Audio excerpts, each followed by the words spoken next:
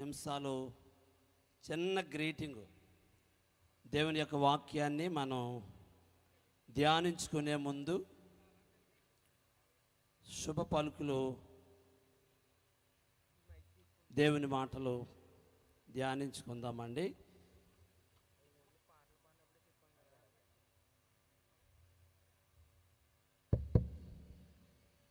మరి కూడి చేరి అనేకమైనటువంటి ప్రాంతాల నుండి, గ్రామాల నుండి, పట్టణాల నుండి దాదాపు 40-50 కిలోమీటర్ల నుండి కూడా ఈ యొక్క సభలకి వచ్చినటువంటి బిడ్డలు ఉన్నారు. వారందరిని బట్టి ప్రభువుని స్తుతిస్తూ ఉన్నాను. ముఖ్యంగా ఈ సభల యొక్క కన్వీనర్ గారు, మా తండ్రి గారు, నాన్నగారికి, అమ్మగారికి, అలాగే మా యొక్క సంఘ బిడ్డలకు, వేదిక ఎడం భాగంలో ఉన్నటువంటి దైవ సేవకులందరికీ, కూడి చేరి వచ్చిన దేవుని బిడ్డలని మీ అందరికి వందనాలండి. ఇంతమంది దైవ సేవకులు మరి చాలా దూర ప్రాంతాల నుంచి మమ్మల్ని ప్రేమించి ఈ స్థలంలో అడుగుపెట్టి మరి ప్రార్థనలు చేసి మమ్మల్ని దీవించి వెళ్ళాలని మా యొక్క ఆశ. మరి సేవకులు వచ్చేసారండి, మరి మన మధ్యలో ఉన్నారని ఇందాక మీకు జ్ఞాపకం చేశాను. మరి వారు రాగానే కానుకల పాట, అలాగే ఆరాధన పాట పాడుకుని దైవజనులు అయ్యగారి నిమిత్తం కొన్ని మాటలు ఆత్మీయ తండ్రి గారి, నాన్నగారి జ్ఞాపకం చేసిన వెంటనే సేవకులకి వర్తమానానికి మనం అవకాశం ఇచ్చేద్దామండి. దేవుని యొక్క పరిశుద్ధ గ్రంథంలో నుండి యెహెజ్కేలు గ్రంథము, ఒకసారి బైబిల్ ఉన్న వాళ్ళందరూ కూడా ఒక్క 5 నిమిషాలు ప్రతి ఒక్కరు తీసుకోవాల్సిందిగా ప్రేమతో మనవి చేస్తూ ఉన్నాను. యెహెజ్కేలు గ్రంథము 18వ అధ్యాయము 23వ వచనమండి. ప్రతి ఒక్కరూ చదివి ఈ యొక్క మాటని హృదయమనే సంచిలో వేసుకోవాలని ప్రేమతో మీ అందరికీ కూడా తెలియచేస్తూ ఉన్నాం. అసలు ఈ సభలు ఎందు నిమిత్తం, ఏ కారణం చేత ఈ సభలో పెడుతున్నామనంటే దాని ఉద్దేశాన్ని తెలియజేయటం కొరకే మరి యొక్క వాక్య భాగాన్ని మీతో జ్ఞాపకం చేస్తున్నాను.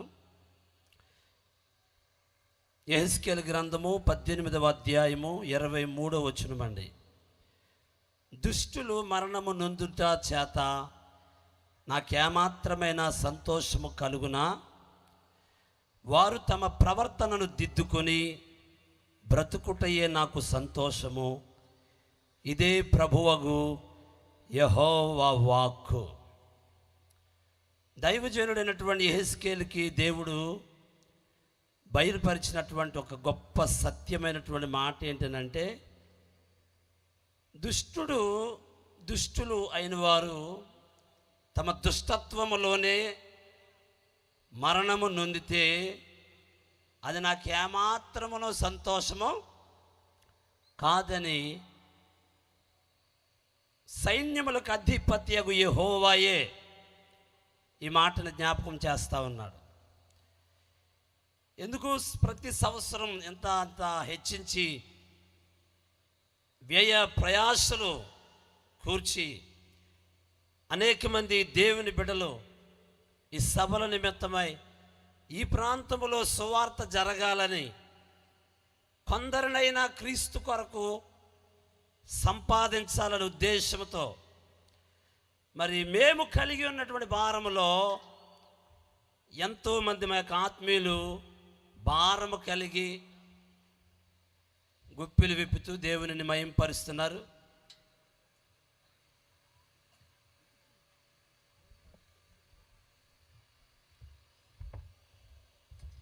కారణం ఎందుకనంటే, ప్రతి దైవజనుడు, ప్రతి సంఘము, ఏ గ్రామంలో అయితే పరిచర్య జరుగుతుందో ఆ గ్రామములో కొంతమంది బిడ్డలను క్రీస్తు కొరకు సంపాదించాలనే ప్రయాసపడతా ఉన్నారు. అయితే ఇక్కడ రాయబడిన మాటలో యెహెజ్కేలు గ్రంథములో జీవము కలిగిన దేవుని గుండె లోతుల్లో నుంచి వస్తున్నటువంటి ఒక బలమైన మాట ఇది. దుష్టులు మరణం అవుట చేత నాకు ఏమాత్రమునో సంతోషము కలుగునా? వారు తమ ప్రవర్తనను దిద్దుకొని బ్రతుకుటయే నాకు సంతోషం అని దేవుడు చెప్తున్నాడు. దేవుని యొక్క ఉద్దేశం ఎరిగి ఏ దైవజనుడైతే, ఏ సంఘ బిడ్డలైతే దేవుని చిత్తము నెరవేర్చాలని, దేవుని యొక్క నీతిని నెరవేర్చాలని ఉద్దేశం కలిగి పనిచేస్తారో వారి యందు దేవుడు ఆనందించడానికి ఇష్టపడుతున్న దేవుడు అండి. వారి యందు దేవుడు సంతోషించడానికి ఇష్టపడుతున్నటువంటి దేవుడు. అయితే వారు తమ ప్రవర్తనని దిద్దుకొని బ్రతికితే దేవుడు సంతోషించాలని ప్రభు ఇష్టపడుతున్నాడు. ఎప్పుడు నాకు ఒక మాట చెప్పడం ఏంటి అలవాటు అంటే, నువ్వు బాప్తిసం పొంది ఎన్ని సంవత్సరాలు అయిందని అడిగితే మన సీనియర్టీ అవతలలో చూపించుకోవటం కొరకు 30 సంవత్సరాలు అయిందండి, 40 సంవత్సరాలు అయిందండి, ఊరికంటే ముందు రక్షణలోనికి వచ్చింది నేనేనండి అని చెప్తాం. కానీ ఆ చెప్పబడినటువంటి వ్యక్తుల యొక్క ప్రవర్తనలో దిద్దుకునే స్వభావాలు కొన్ని విషయాల్లో వెనకడు గంజులో ఉంటున్నాయి. అందును బట్టి దేవుడు చాలా బాధపడుతున్నటువంటి సందర్భాలు ఉంటాయి. అందుకే కొన్ని సందర్భాల్లో ప్రభువారు అంటారు, వీరి క్రియలు వీరి ప్రవర్తన చూచి నాకు బాధ కలుగుతుందని ప్రభువు చెప్తారు. మన ప్రవర్తన మనము దిద్దుకొనకుండా దేవుని మందిరానికి వెళ్తున్నాం, పాటలు పాడుతున్నాం, వాక్యం చదువుతున్నాం, వాక్యం ధ్యానం చేస్తున్నాం. కానీ ఎవడైనను వాక్యము వినువారు మట్టుగా ఉండక ఆ వాక్య ప్రకారము ప్రవర్తించేవారుగా ఉండాలని పరిశుద్ధాత్మ దేవుడు కోరుకుంటున్నాడు. అందరము పాడచ్చు, నాకంటే గొప్పగా మాట్లాడగలిగినటువంటి సేవకులు కూడా బలమైన సందేశాలు మరి మనం ఇవ్వచ్చు. కానీ ఎంతమంది దానిని ఆచరించి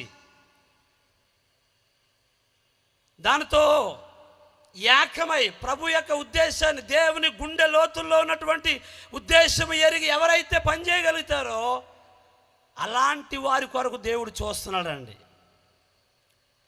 తన యందు భయభక్తులు గల వారి కొరకు దేవాది దేవుడు ఆకాశము నుంచి నరులను పరిశీలించుచున్నాడని కీర్తన గ్రంథంలో రాయబడిన ఒక మాట ఉంది. ఎందుకు పరిశీలిస్తున్నాడు ఆయనంటే, ఆయన ఉద్దేశం ఎరిగి ఎవరైతే పనిచేస్తారో వారి యందు దేవుడు సంతోషించాలని ఇష్టపడుతున్నాడు.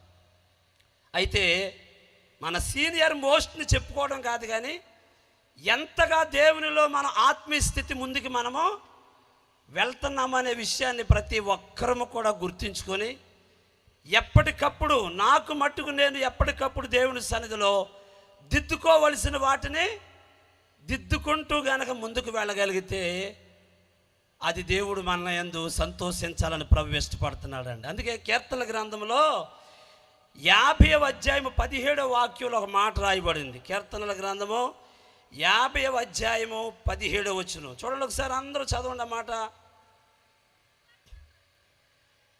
దిద్దుబాటు నీకు అసహ్యము కదా, నీవు నా మాటలను వెనక్కకి త్రోసివేసి ఉన్నావు. ఈ రోజున ప్రతి ఒక్కరికి నువ్వు దిద్దుకుంటే, నీ పరిస్థితి దిద్దుకుంటే బాగుంటుంది, నువ్వు ఆశీర్వదించబడతావు, దీవించబడతావు, మేలును అనుభవిస్తావు అని దేవుడు మాట్లాడుతున్నా. కానీ దిద్దుబాటుని అసహ్యంగా తీసుకునేటువంటి వ్యక్తులు ఈ రోజున చాలామంది ఉన్నారండి.